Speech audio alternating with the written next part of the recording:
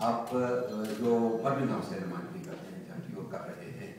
اب میں دعوت دیتا ہوں لٹل پاکستان بریڈ فورڈ کے سے نمائندہ جنگ ظفر تنویر صاحب.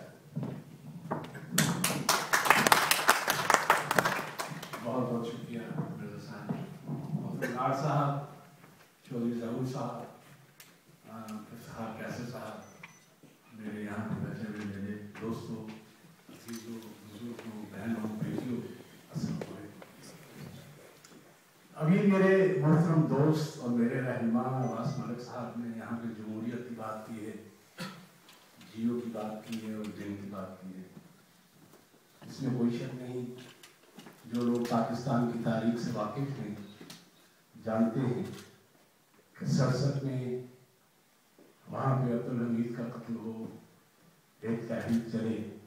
تو نمایاں کردار جنگ کا ہوتا ہے. ضیاء الحق کی عاملیت کے خلاف تحریک چلے تو نمایاں کردار جنگ کا ہوتا ہے. جنگ میں ہر دور میں ہر حکومت نے قربانی دی ہے، اپنے اثاثوں کی قربانی دی ہے، اپنے کارکنوں کی قربانی دی ہے اور اخبار کی بڑی سے ہی. لیکن یہ سفر ہے جمہوریت کے لیے، اس جمہوریت کے لیے جس کا انہوں نے ذکر کیا ہے، جس جمہوریت میں اپنے جیسے انسان نہ ہونے کے باوجود، اپنی برادری نہ ہونے کے باوجود بھی لوگ متفق ہوتے ہیں اور اسمبلیوں تک پہنچتے ہیں اور پارلیمنٹ تک پہنچتے ہیں. ابھی انہوں نے تبدیلی کی بات کی ہے کہ فقہ جیسے ہمارے بہت پرانے دوست ہیں، انہوں نے